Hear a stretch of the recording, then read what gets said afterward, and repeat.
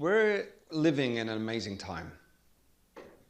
I don't know if this title would have ever existed ever in history. And in fact, even 5 years ago, if you'd have said this title, people would have not have a clue what you're talking about.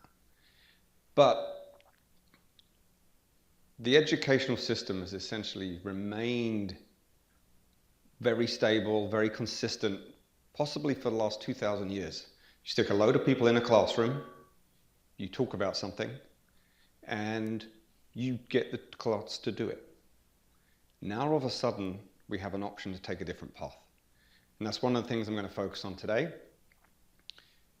You can probably guess I'm a bit of a technologist, right? I live and breathe technology. I love technology. But I love learning more. Technology such as XR is just a tool to help us actually make learning easier and more fun. And if you're not doing those things, it's the most wasted of all days. So everybody in the room, everybody at home, bear with me on this. It's an interesting little study. I'd like you all to close your eyes. Close your eyes and think of a strawberry. A strawberry, right? Great. Now you can open them again. It would be fun to go around the room and ask people, what did they think about when I said, think of a strawberry? It's a bit like, don't think of a pink elephant flying, right? You think of a pink elephant flying. However, what's fascinating about this experiment is, if you ask other people what they thought about when you said strawberry, they would come up with a different answer to you. It's actually pretty rare. You need like 4 to 6 people in order to get the same answer, which is a fascinating scenario. What that means is some people see the word strawberry. Some people see a strawberry that they had in their childhood, from their memory, that it was just squashed on a floor. Some people might see a flat, perfectly red, bright 2D photo. Some people see a 3D image. Some people see nothing. So everybody thinks about those things differently. Even though we think it's the same prompt and therefore the same answer, we actually all get there in a different way. Similarly, some people actually don't even see things. They sense them or they smell them. And it's really hard for someone who, let's say, is very visual to imagine what that's like to see things with your other senses. But it happens, and there's really interesting cues about what that path is. And it all comes down to typically the way we talk. So the way we talk and the way we experience are actually related. So you'll often hear people say, oh, I see what you mean. Oh, I feel you. I understand you. I get what you're talking about. Those things are actually cues on the way our brains think. And so it's a really interesting, and I welcome everybody to do it. Like, take this example and ask a few friends or a few family members and ask them to describe what they experienced in that moment of memory, and then see if you can actually even understand how that works. It's very bizarre, but the key concept is we all think very differently. Because we think differently, we therefore learn differently too. So the key to learning is making an experience that facilitates your ability to absorb information in a path that's best for you. And as I mentioned earlier, there are these times right now we're in where technology is changing the way we're learning. The amount of times you'll get anywhere and see people on their phone. Every moment right now is a learning moment. We have this ability to actually give people the chance to learn wherever they are. You don't just have to be in a classroom. And in fact, what's funny is, being in the classroom, you can get virtually out of the classroom. And the problem we have is, or one of the problems, the technology is there, but the budgets might not be. The room space might not be. The access to these devices might not be there. That creates a problem. There are other things up here right now that just give you a little nuggets of the differences between the way we typically teach and the way we learn and the way we absorb. You know, we almost always, at least for the last 30 years, have been very 2D driven. He'd look at a screen, look at a video, read a book.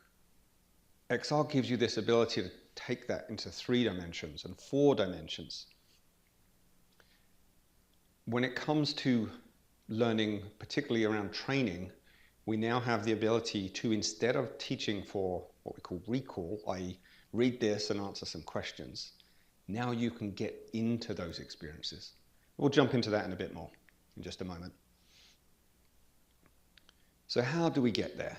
Well, the key is having the ability to give everybody their own pathway to learning.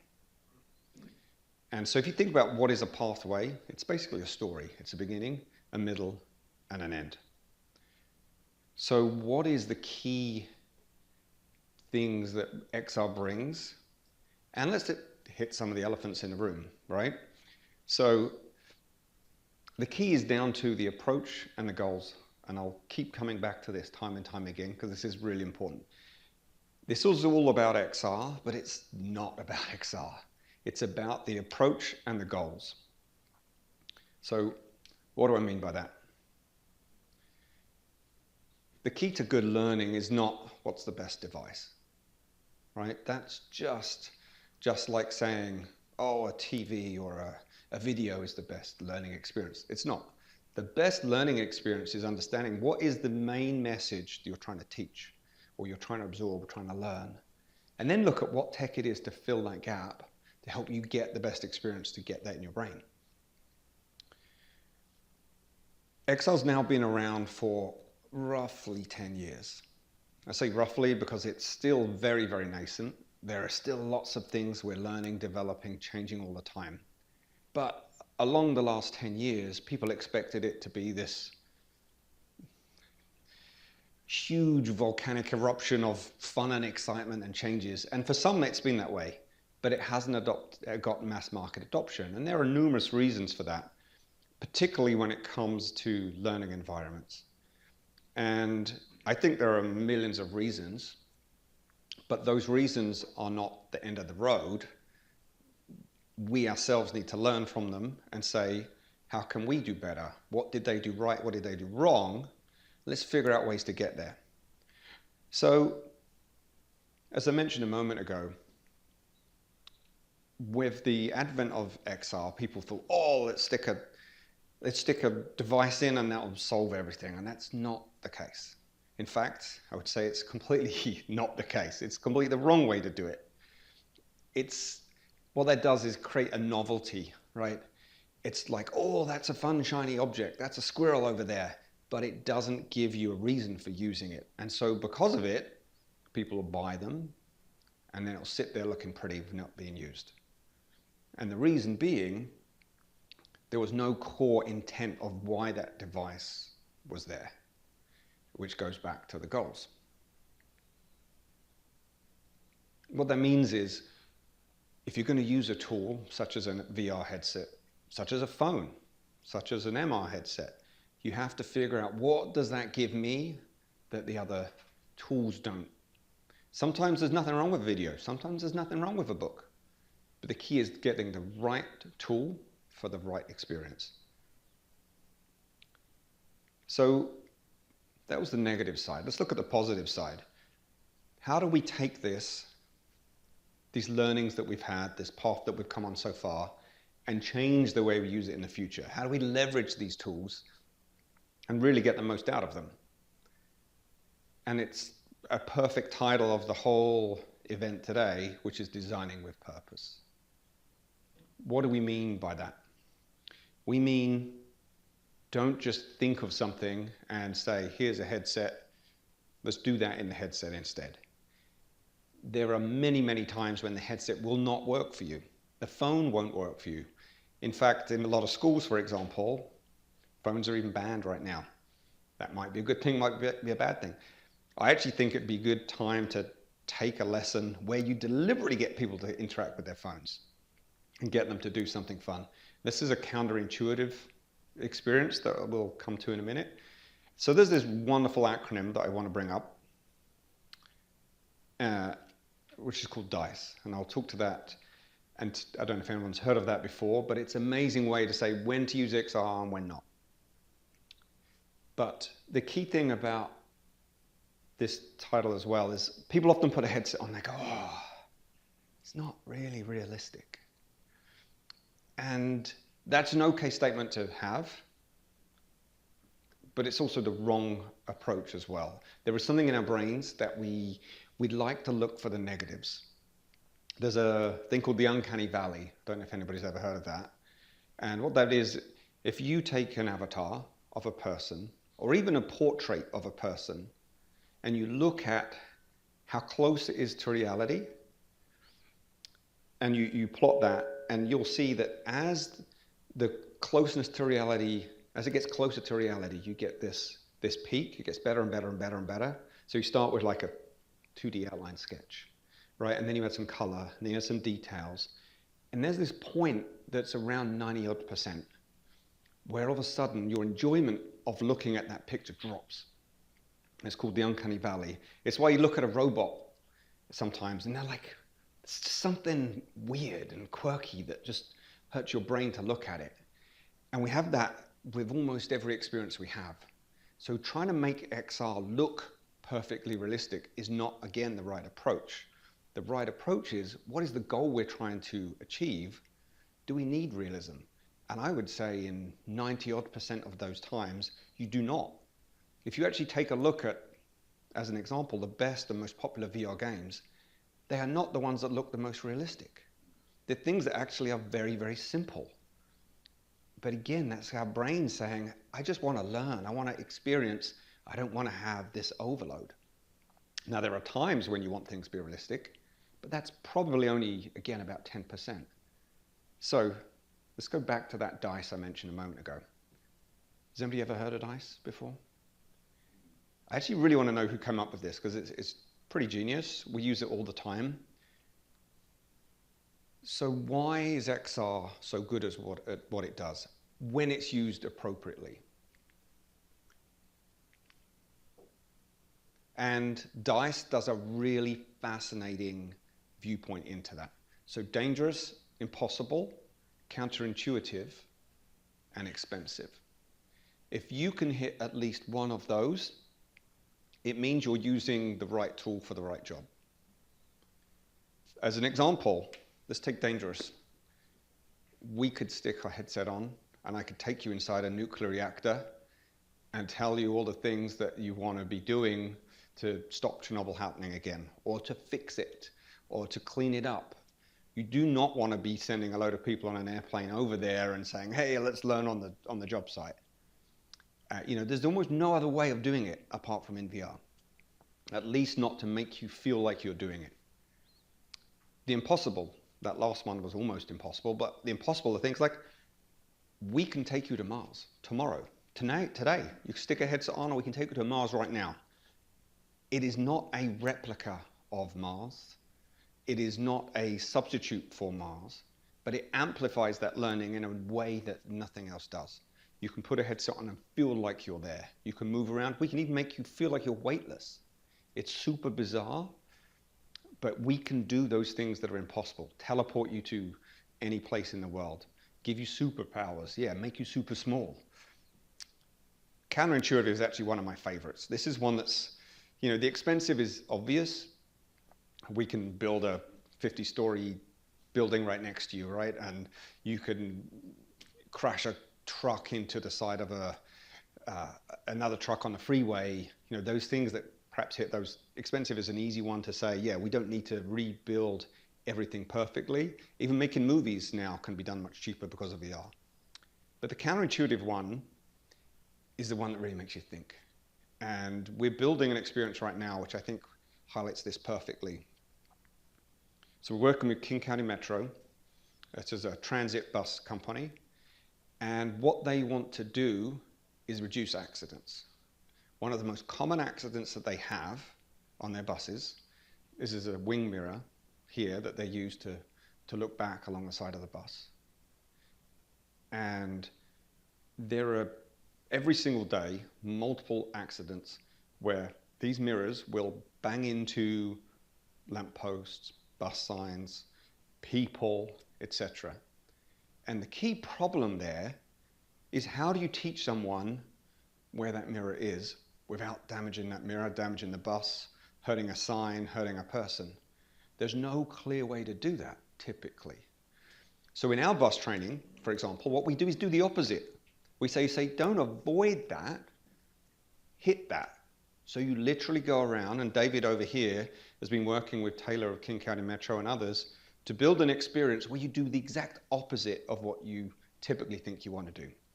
So you literally drive around and you've got a tiny object that you have to hit with that mirror.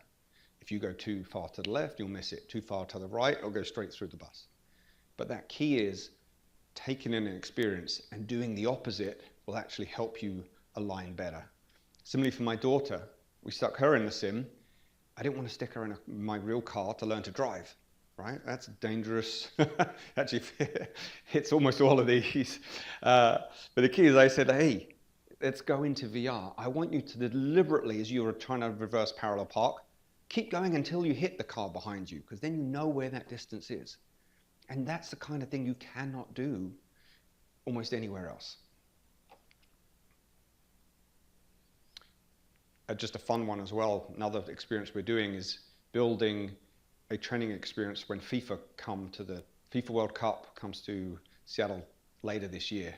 So we've been testing out putting 1,000 people in 1,000 vehicles in a tiny space to help people understand how to better have social interactions, how to move vehicles throughout environments and stuff. Again, almost no other way to do that apart from in the XR world. So I've spoken about what are the bad things. Now what about these good things, right? How do we take those to the next level? So where and when should you use it? There are some very clear examples that really work well as some that don't. The first one, integrating it with traditional methods. XR is not there to replace what you do. It should be there as an add-on. It's like you don't stick kids in a classroom today in front of a video and walk out the room, come back an hour and a half later and say, hey, how was that for you? Some people do that, but that's not the best learning method. The key for this would be short experiences that hit hard on that DICE acronym, for example. Just put this on, experience what it looks like on Mars versus on Earth. Where does XR offer a unique value? What can you do in XR that you can't do any other way, right? So if you can do it any other way, do it the other way, for the most part. If you can do it, that makes XR a novelty and it's useless almost, right? So look for the things that make it different, make it special. That's what makes it exciting and makes you learn that much easier. And the other part, which is truly magical, which is that moment you see someone put on a headset or on the glasses, or even sometimes on phone, right, is the wow moment. When you can change the environment around you instantly and be a part of that experience. There is no other media or medium that allows you to feel like you are a part of the experience, just like XR offers. Now, I mentioned before DICE, which is really good from a high-level learning area, and particularly from a business perspective. I think all of the examples I mentioned are things that we've actually even built as our company. But they're not necessarily the best approaches for educational learning in a classroom or university. You know, we're looking there at the more business side of it, professional side of it. Does DICE still apply in a classroom? I think it does, but there's perhaps an alternative way of doing it. And so we have a new DICE just for today. Difficult, inclusive, complex, and exciting. So these are the ways I think you can use it in a classroom to add interest and fun and do things again that you can't typically do. So what do I mean by that? Let's take difficult. There is a new tool out by Meta that I've just been loving to test and play, and it's adapting. Every week there's a new update But what it enables you to do is scan any environment in about 15 minutes. And then you can bring other people into that environment so they can see it. And it's funny, I posted a video about this as soon as it came out, and the comments like, why would this be useful? And the simple question is, do you ever take a photo? Do you ever go on a holiday and take a photo? Yeah. All right, what do you do with that photo? Oh, I'll share it with my friends and family so they can see what it was like. Like, could they really see what that was like? Oh yeah, they not a little bit. So I took a video as well. Okay, so you take a video, but your video is just this tiny little snapshot of what you're looking at in a tiny screen. What this hyperscape gives you is the ability to recreate that scene in 3D. So you can physically move around in that environment. And there is no other medium that allows you to do that. And it takes 15 minutes. There's an element of fun in that too, which is fascinating. The first time our team tried it, we recreated our studio. And then we were in the studio, but in a headset in the virtual version of the studio. That was really, really trippy, but it made us want to look around. We live and breathe in the studio, right? We're there more than we are with our family. We see it every day. Second we put a headset on, we're re-exploring parts of that office again, like we've never done before. So if we can take the same thing with museums, with landscapes and amazing places in the world, it truly takes learning and experiences those places to new levels. Inclusivity. This is something that I'm particularly really passionate about. XR, if you've ever seen me talk before, XR gives you superpowers. It allows you to level the playing field, as it were. When you're in a virtual space, you have no idea if someone's in a wheelchair, if someone has one arm or one eye or one ear. Those limitations we have in the real world dissolve away. And they give everybody an equal chance to experience together. Or nearly equal, to be fair. There are definitely some limitations still, but it gives you a step in the right direction. The complex. The gentleman over here a minute ago, I could see him, as we were talking earlier, was doing this, and it's exactly spot on. He's reading my mind. The spatial capabilities. Spatial computing is such a complicated term to gauge, but let me put it in easy terms. I'm in this real world. I'm this size. I see the way everything is around me.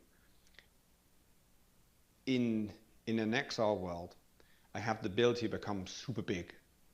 And we actually have a Mars experience, a Mars training experience, where you can choose to become almost godlike and move things around for training experiences, and then zip back down and be back to normal size again. You can take that even further, and if you're doing medical field, you could zip right down to the size of a bacteria and fly through the body. There again is no other way to do these kinds of experiences that XR offers you. If that wasn't exciting enough, my background is actually once upon a time in astrophysics.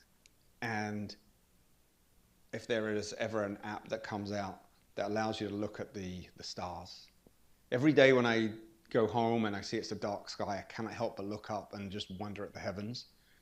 But the sheer size of space is so immense that our brains just can't comprehend it. You put on a VR headset and you start to understand those distances. You still makes your head explode because everything is so big and so tiny dots. But you can expand and change the size of things and fly to different places and just see how vast it is. Again, there's almost no other tool that really gets you part of that experience.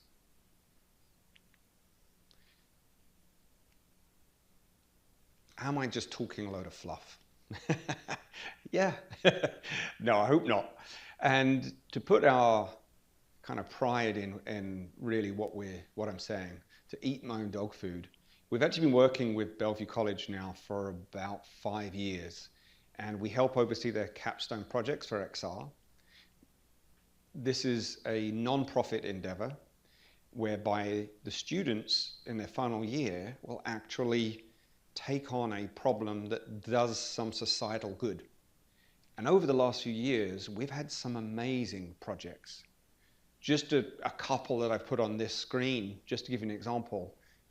The top left one, they were using XR to actually help understand hand gestures so that people who were deaf could actually use sign language in XR. And in fact, just recently, there's been a breakthrough in that. But this started at Bellevue College. This one on the right-hand side here, this was opening up experiences that people were struggling with disabilities. And after interviewing a load of people, that one of the key things they said was, I feel intimidated when I go to a supermarket. And we said, why is that? And they're like, well, it's hard to navigate. I don't know where things are. You know, perhaps I'm in a wheelchair or I've got some disability and it's tricky to move around. So they built an experience to help get you out virtually so you can practice that, get over that kind of that PTSD, as it were. There's another one down there, which is this ability to get on a bus in a similar way. And then we've had several versions that actually work in the snow. So we had one, for example, that helped people who are in a wheelchair go snowboarding. You know, these things, again, taking the ability to have experiences that you can't do any other way is absolutely magical. And there's one more, which I'll come to in a moment, that really blew my socks off. And I'll touch on it in the extra questions because I know it's coming up there. So I'm going to pull it out of this one actually and come back to it later.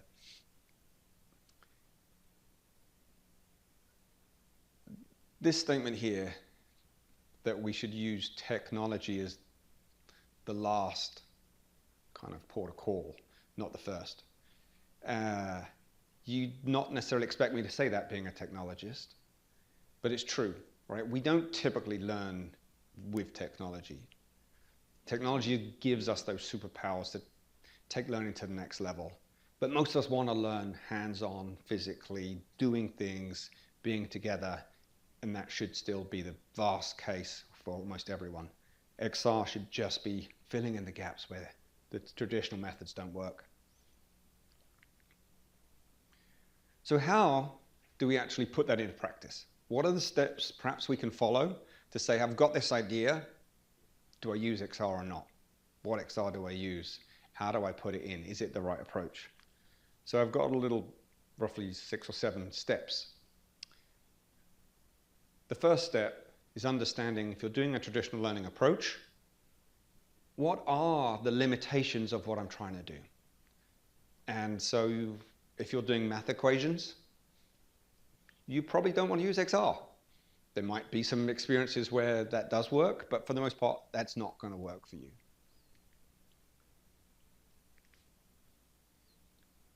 If you manage to find a problem, let's say you're teaching about Matisse's paintings, very abstract, right?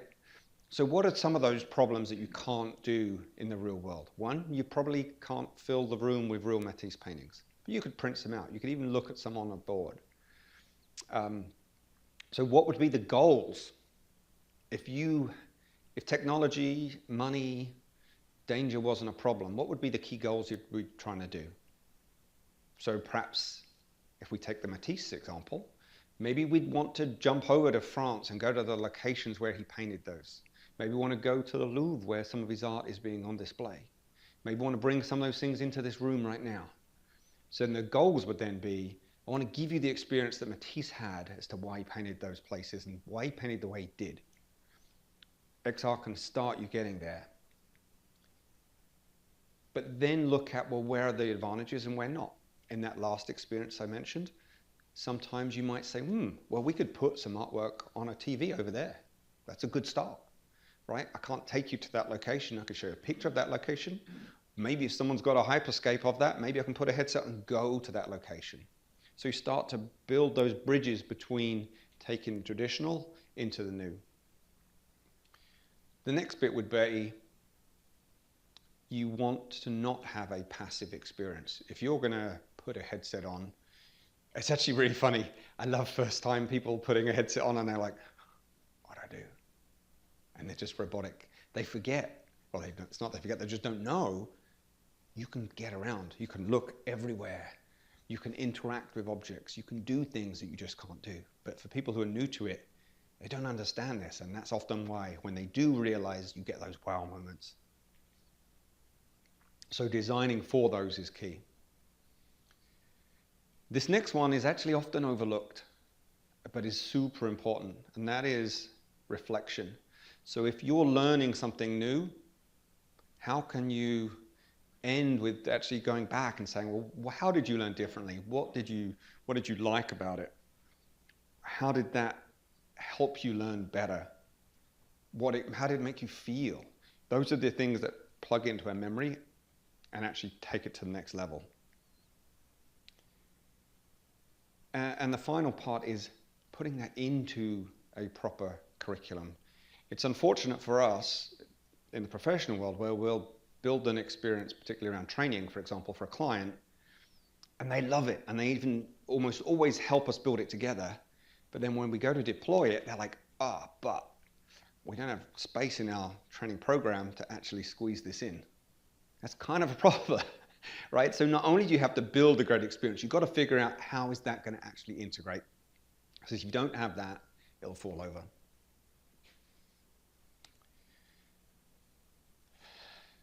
This is a really interesting point. You can love tech, you can build tech, but where can we go beyond it, right? What does tech give us, XR tech particularly, right, that takes experiences and memories to new levels? I put them in 4 categories: accessibility, empathy, multisensory, and social. So here's actually some examples of what that looks like. And I'll give you real world examples of how we've implemented them. When it comes to accessibility, not only can you give people special abilities, for example, if you've got a shortened arm in XR world, we can extend, so a small movement makes a big difference. Similarly, we've developed a power wheelchair training solution. David here has been a key part of that. What that means is you can actually learn to drive a power wheelchair in a virtual world in a much safer environment, even from a hospital bed before you even get out of the hospital. Completely accelerates the time to using it as well as your confidence level, and allows you to do things you just cannot do in the real world. Figure out how steep of a slope is too steep, for example, how wide a door is too wide. Empathy, this is a fascinating one too.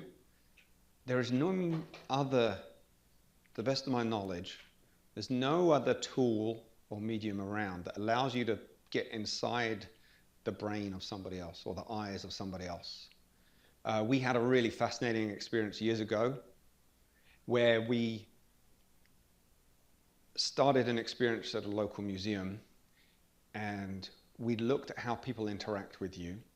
It was a homeless exhibit actually, but you were able to change your avatar, apart from you didn't realize your avatar was being changed. So you had 2 different people in different rooms interacting with each other, but I, for example, could turn into a 75-year-old lady, right? And the way you look, unfortunately, does affect how people interact, but there's this whole level of actually being able to understand what that's like. We have an experience right now with Bellevue College we're building that you can actually become a wheelchair passenger on a bus to learn what it's like. So you get to choose, am I the bus driver or am I the person getting on the bus? We've done similar things where before you start learning to drive another vehicle like a bus, we actually put it into a car mode so you can feel the empathy. What's it like? How's it different to what I'm used to? Multisensory is still very new, but this is an amazing part of the experience. If you get to feel things in your body, whether it's wind, smell, touch, the brain has an amazing ability to fill in the gaps. I can talk for hours on this, but perhaps we'll have some questions later where I can dive into just what does that mean? How does virtual smells and haptic vests and feedback actually change your experience? The key thing about it is, in the real world, if you ever take just one sense away, sound or smell or whatever, even vibration in the room, like from the speaker that's echoing now. If you take that away, it's never quite as good. XR gives you that ability to have all of these senses together. And that social one I mentioned a moment ago too, right? You can bring 1,000 people, perhaps wouldn't want it, into this room right now virtually. You can't do that any other way. So wrapping up, there's a couple of just ending slides. What is the best tech? Because not all tech is created equal, and they shouldn't be, right? This is not a competition. The amount of people say, oh, do you like VR? Do you like it? I was like, they're different. Just like saying, do I like video or YouTube or you know, an image? It's like, no, they have different purposes, and XR should be treated the same way. And let's even talk what XR even means. So there's roughly 3 flavors of XR. You have VR, virtual reality, AR, augmented reality, and mixed reality. Loosely speaking, AR is using a phone and adding a little bit of information. I'm looking at David, it comes up, this is David, you've known David for 10 years, this is where he works, this is what he does. That's cool, that's informational, it's helpful. VR is typically putting on a headset and being teleported to a whole new location, but completely immersive. Mixed reality is a mixture of the two. This is the future. This is where these new glasses are coming out, as well as you can do some of it in the headset now. So you can put a headset on and you can transform the room around you into a completely different location. But perhaps this table right here is actually a rock boulder or a bed or something different, and you're not sure what's real and what's not. This is where it gets exciting, particularly when it comes to education, because you can transform any room into anywhere you want to be to make a learning point come across. There are some limitations, the main being around cost and ability to use them. Even here we have a lot of headsets, but if we all wanted to get an XR at this very moment, it's still not quite achievable, right? There's maybe 10, maybe, you know, it's 15 people or so in the room. So that's a real limitation we have. But the key would be combining XR together sometimes, sticking a headset on, projecting on a screen, because it's a great spectator sport too. So where are the best use cases? I've mentioned a few of these so you can probably guess, but anything that's simulation based, anything that's mechanical, that's physical, that requires you to do the same thing over and over again. So I said medical, rehab, vehicle maintenance, things like that, where you're hands-on, you want to get into experiences, be super big, super small, do something interesting that you cannot do any other way.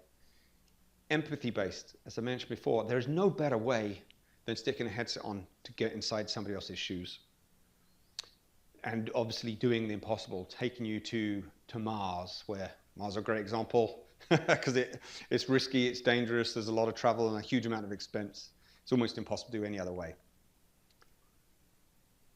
As a subtle note here, Bellevue College, there's 2 capstone projects coming this year where we're actually touching on all of these. And we'll be coming back in a few months to actually show progress on that. So the key takeaways to wrap this all up, there's 3 takeaways. 1, goals first, tech last. Focus on what you're really trying to achieve with the tech you're using, not on the tech itself. Second thing is come up with a structure. What is the problem? What is the solution, therefore? What is the right tech to use? And how can I ensure that the end user can reflect on what they've just learned, not just experience it and forget about it? And that last part, which still is really crucial, that's easily overlooked, how does that actually fit, not only into this curriculum, but the larger scale? A little end quote, and then I've got one last thing about the future, right? If we start designing with purpose, we're not talking about throwing a headset in. We're really trying to understand that we have a responsibility to improve the way we learn. We're at this unique time where we can change how we learn, where we learn, when we learn, and the path we take to learn. So it's our responsibility as educators to really design that with a purpose, because ultimately that will result in better learning. Okay, so the very last point, which hopefully we'll do a little demo of, is where is this going? What does the future of this look like? No big surprise, AI is a key part of it. David, can you stick a headset on for a moment? Because what I want to show here is something that we've not developed, it's from others, but it is the taste of what's to come. And in this demo, what we're going to be doing is showing you that even today, you can see where it's going. So let's say I want to create a world in XR. Today, right now, you need to hire a company like ours and we'll go build it. It'll take a month to 3 months just to get a solid experience going. With AI, you might be able to do those experiences instantly. You good? Yeah. So David here is going to show you something called Descartes, which is a new solution. And so he's looking real time into the room. And this is a little cartoon real-time version of the room. So it's taking what we're looking at and changing it instantly. You can try a couple more, David.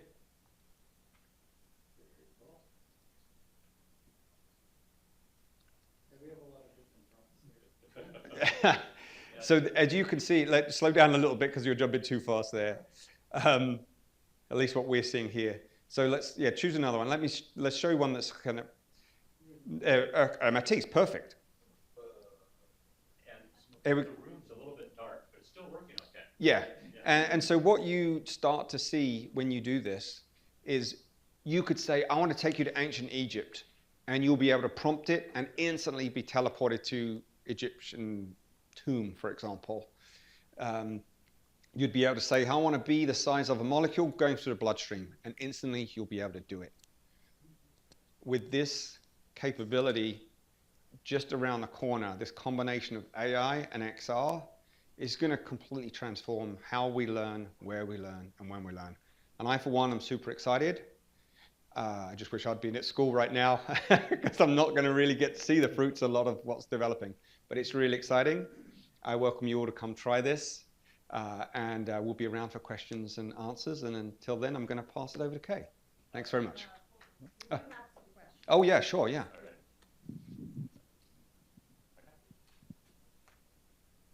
So we just said we've got some questions coming in. Okay, thank you. So the question that we have is from John Barr online. He wants to know, how do you make XR inclusive for individuals who worry about motion sickness? A large portion of our students end up watching their classmates use VR from an outside 2D perspective because they worry about motion sickness. It's been such a problem that I've started prioritizing XR experiences that have a desktop counterpart. And that's a key solution there again. Right, there's no perfect experience for everyone. My son loves playing Xbox. And if he gets in first, he'll stick the Xbox on and he's playing around. My wife will walk in the room and immediately wants to vomit. She can't stand to look at the motion that's going on. So that there is no perfect answer to that question. Apart from the perfect answer is make sure that an experience has several adaptations that work on different devices. For our training experiences, for example, almost all of them, you can actually have an experience on different devices. So you can look at a virtual bus on a phone, just in flipping it around. Or you can put it into the room in AR and look at it and go around it, or you can stick a headset on and actually experience it. When it comes to particularly the motion sickness or the nausea, there's a couple of main reasons for that. The first is your brain is not used to basically living in a digital dream. It takes a while to figure that out. So we say start small. Don't get people in experiences that A, have a lot of motion or movement, and B, give them experiences that they can start small and build that in. What is fascinating is kids don't have this issue as much as adults do. Adults, where you've got years of experience doing it a certain way, you stick a headset on, they're like, whoa, I've got sea legs immediately. Same as going on a boat, right? First time you go on a boat. But if you start small, give an experience that's 3 to 5 minutes maximum, that's typically a good idea. And particularly if there's anything, what drives me nuts, I get it. The first experience most people have in XR, particularly VR, is a roller coaster, which is the worst experience ever.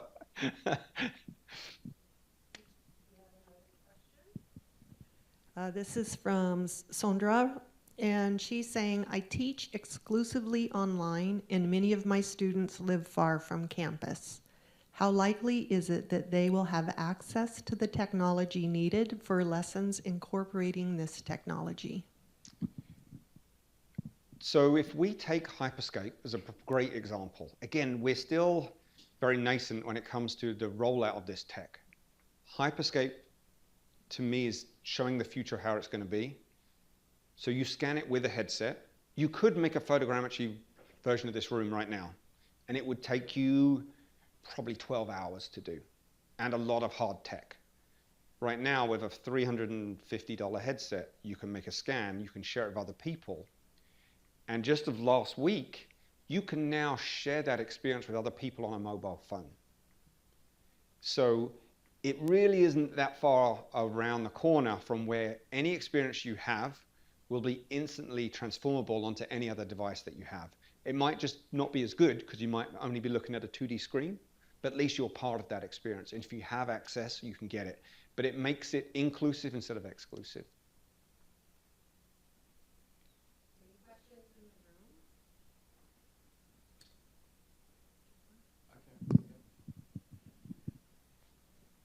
So this was difficult. I was taking notes, and I had so many little pieces here that were answered. It's interesting here. I had written down before, during, after with a question mark, and then we got to the reflection part. But it actually connects to this question. One challenge I see at the college is XR technology is new to both the instructor and the students, and so often that's a barrier to that being a great learning tool if it's implemented by the instructor sometimes.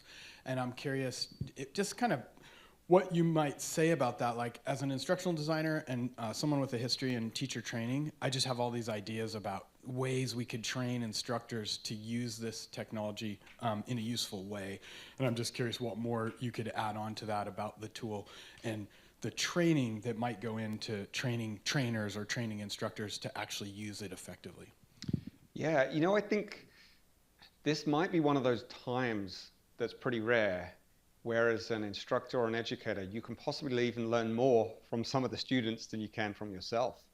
So having perhaps some early assignments where the kids, I say kids, you know, it could be whatever age they are, there's probably some people in your audience, in your classes, that know more about it even than you. And having perhaps even an early project where you ask, roles are reversed, and you get them to teach. I remember my daughter, I love volcanoes, but she did a project on volcanoes, and she had to build out this little big chart. And she taught me so much more than I actually even knew. And I'm not an educator of volcanoes, right? But that ability, especially given the fact that younger people today have experience from when they're 2 years old, you give them an iPad. They are living and breathing this tech that we're just picking up as in our later years. So getting them involved from the offset and actually getting them to help, I think, drive what some of those goals are could be, and where those problems are, could be the key to adoption. It might be a collaborative session where you're learning as much as the students are. All right, thank you so much. That was really a great start to this whole day. So let's give him a round of applause, everyone.